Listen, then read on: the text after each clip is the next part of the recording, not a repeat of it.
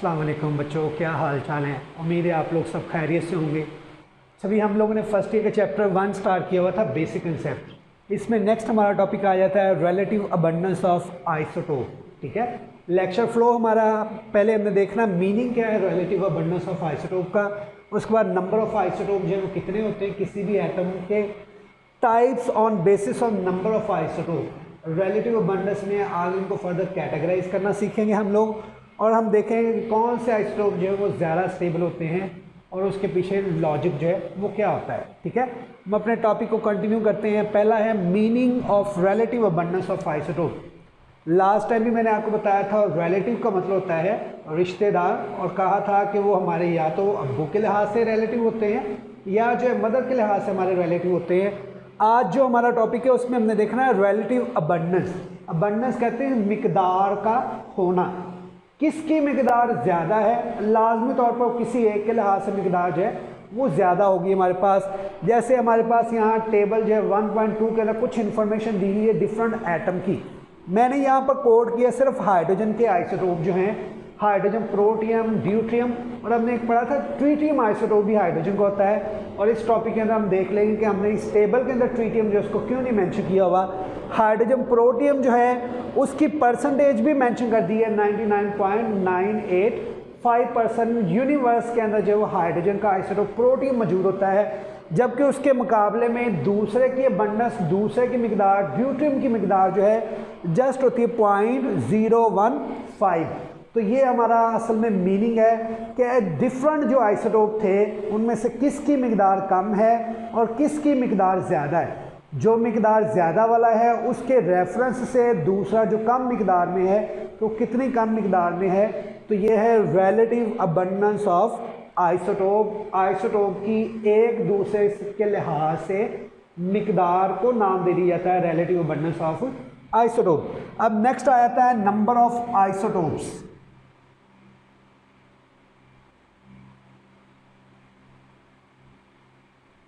Number of isotopes की अगर हम बात करते हैं, इस यूनिवर्स के अंदर 280 नेचुरली अकरिंग आइसोटोप है। नेचुरली अकरिंग यानी जो कुदरती तौर पर मौजूद हैं, वो एयर के अंदर भी हो सकते हैं, वो जो है वाटर के अंदर भी मौजूद हो सकते हैं, वो सॉइल के अंदर भी मौजूद हो सकते हैं, इवन के जो हमारे पास स्टार्स हैं उनके अंदर भी ये सारे के सारे जो हैं 280 नेचुरली अकरिंग आइसोटोप जो हैं इस यूनिवर्स के अंदर अभी तक साइंटिस्ट ने जो वो स्टडी की हैं।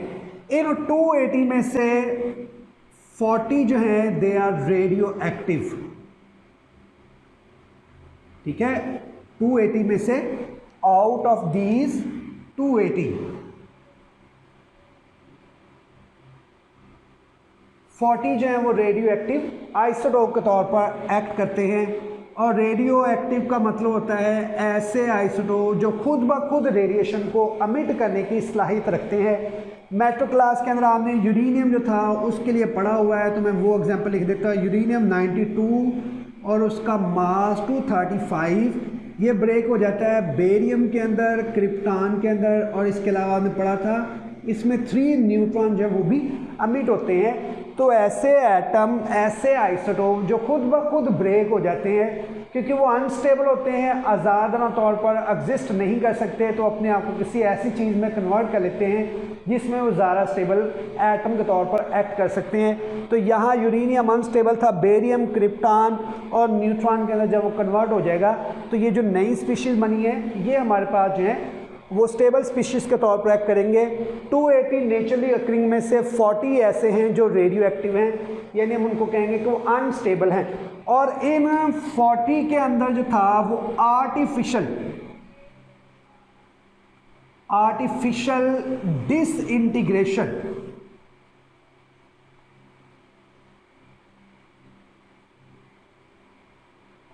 डिसइंटीग्रेशन कहते हैं ब्रेक डाउन को। अगर हम इसके मीनिंग की बात करेंगे, डिसइंटीग्रेशन का मतलब है ब्रेक डाउन। ठीक है, या चेंज, ब्रेक डाउन भी कहा जा सकता है, या हम इसको कह सकते हैं कि इसके अंदर कोई ना कोई चेंज लेके आना। तो ये जो 40 रेडियो एक्टिव आइसोटोप हैं, इनके अंदर मसनूई तौर पर तब्दीली करने के बाद अब तक जो है वो 300 मोर आइसोटोप जो है वो हम लोगों ने प्रोड्यूस कर लिए हुए हैं। अब कैसे इनके अंदर आर्टिफिशियल डिसइंटीग्रेशन की है, तो जैसे ये यूरेनियम की मैंने एग्जांपल लिखी है। यूरेनियम एक बड़े साइज का एटम है जो कि अनस्टेबल है। इस एटम को तोड़ने के बाद हमने कोई नए आइसोटोप जो प्रोड्यूस करना शुरू कर दिए हैं। और ऐसा भी हो सकता है दो छोटे साइज के एटम जो जुड़ जाते हैं, उनके बाद हमारे पास जो है वो नए एटम जो प्रोड्यूस होना शुरू हो जाते हैं। इसलिए आर्टिफिशियल डिसइंटीग्रेशन के लिए मैं यहाँ पर जो टर्म आप लोग पहले से पढ़ के आए हुए हैं, न्यूक्लियर फिशन, ठीक है, एक बड़े एटम को तोड़ के नए एटम के अंदर तब्दील कर देना, न्यूक्लियर फिशन, या नाम दे दिया जाता है न्यूक्लियर फ्यूजन का। दो छोटे न्यूक्लियस को जोड़ के एक बड़ा न्यूक्लियस जो उसको प्रोड्यूस करना। तो ये 40 जो रेडियो एक्टिव आइसोटोप थे, उनमें न्यूक्लियर फिशन प्रोसेस या न्यूक्लियर फिजन प्रोसेस यानी आर्टिफिशियल डिसइंटीग्रेशन के ज़रिए से 300 मोर आइसोटोप जो हैं वो प्रोड्यूस किए जा चुके हैं। तो ये हमारे पास आ जाता है नंबर ऑफ आइसोटोप से रिलेटेड कि ये हमारे पास आइसोटोप नेचुरली अकरिंग कितने हैं और मैन मेड कितने हैं। नेचुरली अकरिंग की बात की जाए तो 280 नेचुरली अकरिंग है जो कुदरती तौर पर किसी भी जगह पर मौजूद हो सकते हैं, और 300 जो हैं वो आर्टिफिशली यानी मैन मेड हैं जो हमने आर्टिफिशियल डिसइंटीग्रेशन के ज़रिए से प्रोड्यूस किए हुए हैं। इसके बाद हमारा आ जाता है नंबर ऑफ आइसोटोप की बेस पर उनको क्लासिफाई करना। आइसोटोप जो हैं वो हमारे पास उनके नंबर के लिहाज से क्लासिफिकेशन, नंबर ऑफ आइसोटोप्स।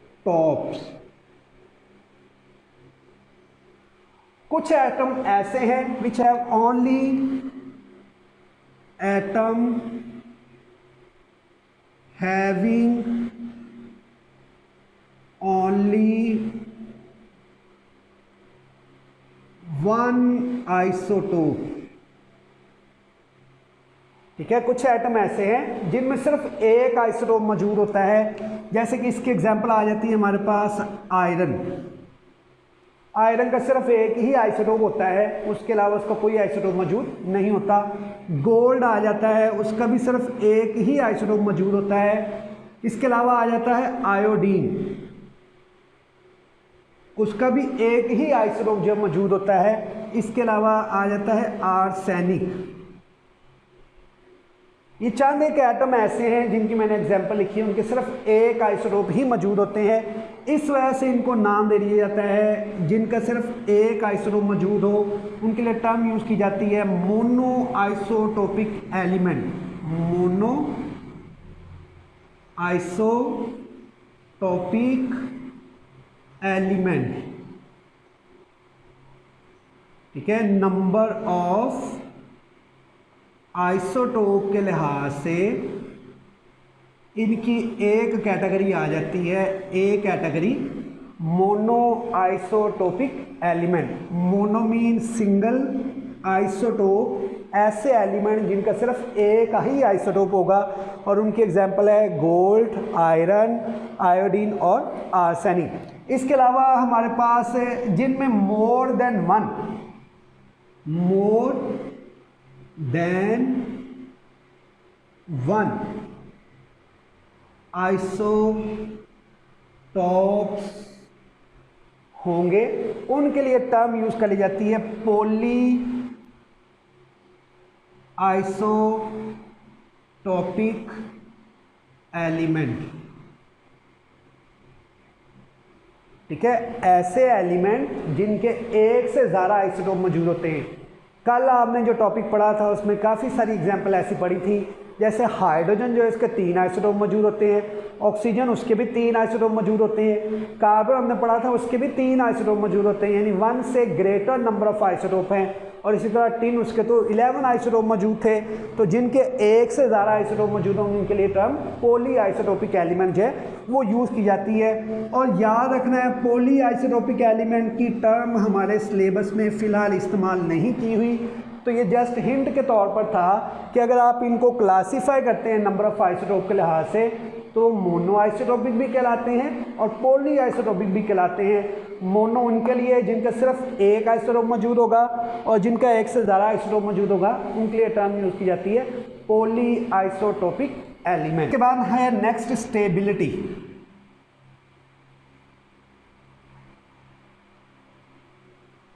अब हमने लास्ट लेक्चर के अंदर पढ़ा था और अभी भी मैंने रिपीट किया था कि हाइड्रोजन के 3 आइसोटोप जो वो एग्जिस्ट करते हैं, लेकिन इस टेबल 1.2 के अंदर हमने सिर्फ हाइड्रोजन का आइसोटोप प्रोटियम लिखा हुआ है, ड्यूटियम लिखा हुआ है। हालांकि हाइड्रोजन का आइसोटोप ट्रीटियम भी हमारे पास मौजूद होता है। तो ट्रीटियम को इसलिए नहीं लिखा हुआ क्योंकि वो स्टेबल आइसोटोप के तौर पर एक्ट नहीं करता। हम लोगों को कैसे आइडिया होगा कि कौन सा आइसोटोप स्टेबल है और कौन सा आइसोटोप ऐसे हैं जो अनस्टेबल हैं? तो इनको 2 कैटेगरी के अंदर जो हम लोग क्लासीफाई करते हैं, ऐसे आइसोटोप जिनका एटॉमिक नंबर का मतलब नंबर ऑफ प्रोटॉन और इलेक्ट्रॉन, जिनमें एटॉमिक नंबर जो है वो ऑड होगा और ऐसे जिनका एटॉमिक नंबर जो है वो इवन होगा। तो स्टेबिलिटी के लिहाज से हम इनको 2 हिस्सों में क्लासीफाई करते हैं, atomic number odd and atomic number even. जिनका एटॉमिक नंबर ऑड होगा उनके जितने मर्जी आइसोटोप हों उनमें से सिर्फ ओनली 2 स्टेबल आइसोटोप, उनके सिर्फ 2 आइसोटोप जो वो स्टेबल होंगे, बाकी सारे आइसोटोप जो वो अनस्टेबल हो जाएंगे। जैसे यहाँ पर एग्जांपल जो मैं कोड करता हूँ तो हाइड्रोजन के जो है वो 3 आइसोटोप हैं, प्रोटियम, ड्यूट्रियम और ट्रीटियम। और आप इन सभी में देख रहे हैं कि एटॉमिक नंबर इन सब का कैसा है? ऑड है। 1, 3, 5, 7, 9 ये ऐसे नंबर होते हैं जो ऑड नंबर की कैटेगरी में आते हैं। अब ये ऑड एटॉमिक नंबर है और टेबल में भी यहाँ पर शो किया हुआ है कि नेचुरली अकरिंग जब बात की जाती है तो सिर्फ हाइड्रोजन के 2 आइसोटोप स्टेबली एग्जिस्ट करते हैं, तीसरा आइसोटोप जो अनस्टेबल होता है एग्जिस्ट करता है। लेकिन कैसे? जैसे दोनों आइसोटोप आपस में कंबाइन करते हैं प्रोटियम और ड्यूटियम, वो कन्वर्ट हो जाते हैं आइसोटोप ट्रीटियम के अंदर। लेकिन ट्रीटियम जो एक रेडियो एक्टिव आइसोटोप है, दोबारा से फिर से वो ब्रेक हो जाएगा फौरी तौर पर और इन्हीं दोनों चीज़ों के अंदर जो कन्वर्ट होना शुरू हो जाएगा। इसलिए जिनका ऑड एटॉमिक नंबर होगा उनके सिर्फ 2 आइसोटोप नेचुरली स्टेबल फॉर्म में एग्जिस्ट करेंगे, चाहे वो बहुत ज़्यादा मिकदार में जैसे प्रोटियम, चाहे बहुत कम मिकदार में जैसे कि ड्यूटियम, लेकिन वो स्टेबली एग्जिस्ट कर सकते हैं। यहाँ ट्रीटियम हमने इसलिए नहीं लिखा हुआ क्योंकि वो अनस्टेबल आइसोटोप के तौर पर एक्ट करता है। एग्जाम्पल के तौर पर अगर कोई एक्स एटम था और उस एक्स एटम के आइसोटोप जो है हमारे पास 11 हैं, लेकिन उनका एटॉमिक नंबर जो था वो हमारे पास ऑड आ जाता है, तो उनमें से एक्स के सिर्फ 2 आइसोटोप स्टेबल होंगे, बाकी जो एक्स के आइसोटोप है वो हमारे पास सारे के सारे अनस्टेबल आइटम के तौर पर जो है आइसोटोप के तौर पर जो है एक्ट करेंगे। अगर इसके 20 आइसोटोप भी होते उनमें से सिर्फ 2 स्टेबल होने थे, बाकी 18 ऐसे आ जाने थे जो अनस्टेबल आइसोटोप के तौर पर एक्ट करेंगे। ठीक हो गया? तो ये हमारे पास आ जाता है कि कौन सा आइसोटोप स्टेबल होगा और कौन सा अनस्टेबल होगा। अब ऐसे आइसोटोप जिनका एटॉमिक नंबर इवन होता है, ऑल स्टेबल आइसोटोप, इनके सारे के सारे आइसोटोप जो है वो स्टेबल होंगे। यानी एटॉमिक नंबर जो है हमारे पास 2 आ जाए, 4 आ जाए, 6 आ जाए, 8 आ जाए, 10 आ जाए, 12 आ जाए, तो उनके जितने भी आइसोटोप बनेंगे, 2 वाले के 10 आइसोटोप है तो वो सारे के सारे स्टेबल हो जाएंगे। 2 वाला जो है उसके आइसोटोप हमारे पास 16 आ जाते हैं, तो ऑल आइसोटोप आर स्टेबल, सारे के सारे आइसोटोप जो है वो स्टेबल के तौर पर एक्ट करेंगे। अब जो है एटॉमिक नंबर जो इवन है उसमें नंबर 2 भी आ जाएगा, 4 भी आ जाएगा, 6 भी आ जाएगा, 8 भी आ जाएगा, 10 भी आ जाएगा एंड सो ऑन। जितना भी आप एटॉमिक नंबर इवन लिखना चाहें लिख सकते हैं। अब अगर हम आइसोटोप इवन की बात करते हैं, ये सारे के सारे ही स्टेबल हैं, लेकिन जो मल्टीपल ऑफ 4 होंगे, मल्टीपल ऑफ 4 वो इनमें से मोर स्टेबल के तौर पर एक्ट करेंगे। ठीक है, जो 4 के पहाड़े के अंदर आते होंगे वो हमारे पास ज़्यादा जो है वो स्टेबल आइसोटोप के तौर पर एक्ट करेंगे। तो ये आ जाता एटॉमिक नंबर जिनका इवन है, वो हमारे पास मोर स्टेबल आइसोटोप के तौर पर जो एक्ट करते हैं।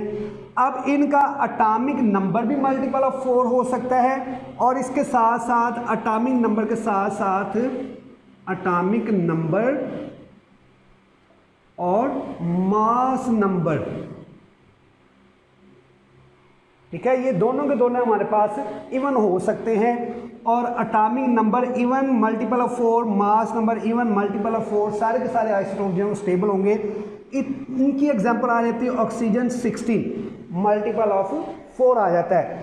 मैग्नीशियम जो है वो 24, मैग्नीशियम का मास नंबर है 24 जो कि मल्टीपल ऑफ 4 आ जाता है। इसके अलावा आ जाता है कैल्शियम 40 मास है हमारे पास, मल्टीपल ऑफ 4 आ जाता है। आयरन जो है 56 मल्टीपल ऑफ 4 में कैटेगरी के अंदर आ जाता है। ये इतने ज़्यादा स्टेबल आइसोटोप होते हैं कि इन्हीं आइसोटोप से 50% अर्थ क्रस्ट, ज़मीन का जो 50% हिस्सा है अल्लाह ताला ने वो इन्हीं आइसोटोप से बनाया हुआ है। इसलिए क्योंकि ये बहुत ज़्यादा स्टेबल हैं, लॉन्ग टाइम के लिए ऐसे ही एग्जिस्ट करेंगे। ना इनमें न्यूक्लियर फिशन प्रोसेस हो सकता है, ना ही न्यूक्लियर फ्यूजन प्रोसेस हो सकता है। हम जितनी मर्जी हीट सप्लाई करते रहे ये ईजिली ब्रेक नहीं होंगे, इसलिए ये हमारे पास स्टेबल आइसोटोप के तौर पर जो है वो एक्ट करते हैं। तो ये हमारे पास एग्जांपल आ जाती है कि कौन कौन से आइसोटोप जो हैं वो ज़्यादा स्टेबल होंगे। ऐसे आइसोटोप जिनका एटॉमिक नंबर और एटॉमिक मास, एटॉमिक नंबर और एटॉमिक मास या मास नंबर भी लिखते हैं और टर्म यूज़ की जाती है एटॉमिक मास भी। दोनों का मतलब एक ही है, सम ऑफ प्रोटॉन एंड न्यूट्रॉन। ठीक है, तो ये अगर इवन होगा हमारे पास तो सारे के सारे आइसोटोप जो हैं वो स्टेबल होंगे। अब 154 आउट ऑफ 280 जो नेचुरली अकरिंग थे उनमें से 154 आइसोटोप ऐसे हैं हमारे पास जो कि इवन एटॉमिक नंबर भी रखते हैं और मास नंबर भी रखते हैं। और आप देख सकते हैं कि नेचुरली अकरिंग आइसोटोप जो हैं वो भी हमारे पास स्टेबल आइसोटोप के तौर पर जो है वो एक्ट करते हैं। तो ये हमारे पास जो इनकी वैल्यूज़ आ जाती हैं। फिर एक मरतबा दोबारा से देख लें, स्टेबिलिटी ऑफ आइसोटोप में एटॉमिक नंबर और मास नंबर के लिहाज से अगर एटॉमिक नंबर इवन है या ऑड है, इस लिहाज से अगर ऑड है तो एटॉमिक नंबर सिर्फ 2 आइसोटोप स्टेबल होंगे, बाकी सारे के सारे आइसोटोप अनस्टेबल हो जाएंगे। और अगर इवन है तो ऑल स्टेबल आइसोटोप होंगे, लेकिन मल्टीपल ऑफ 4 वाले जो हैं वो हमारे पास ज़्यादा स्टेबल होंगे। उनके एग्जांपल है ऑक्सीजन, मैग्नीशियम, कैल्शियम, आयरन। ये इतने स्टेबल आइसोटोप हैं कि यूनिवर्स का, अर्थ क्रस्ट का 50% हिस्सा जो है वो इन्हीं आइसोटोप से मिलके बना हुआ है। और नेचुरली अकरिंग 280 में से 154 ऐसे हैं जिनका एटॉमिक नंबर और मास नंबर इवन है। ये स्टेबल आइसोटोप के तौर पर जो हम एक्ट करते हैं। यहाँ तक आप लोगों को होप सो के समझ आ गई होगी, लेकिन अगर इसके बावजूद भी अगर कोई पॉइंट क्लियर ना हुआ हो तो आप कमेंट्स बॉक्स के अंदर जो मैसेज करके अपना पॉइंट क्लियर कर सकते हैं।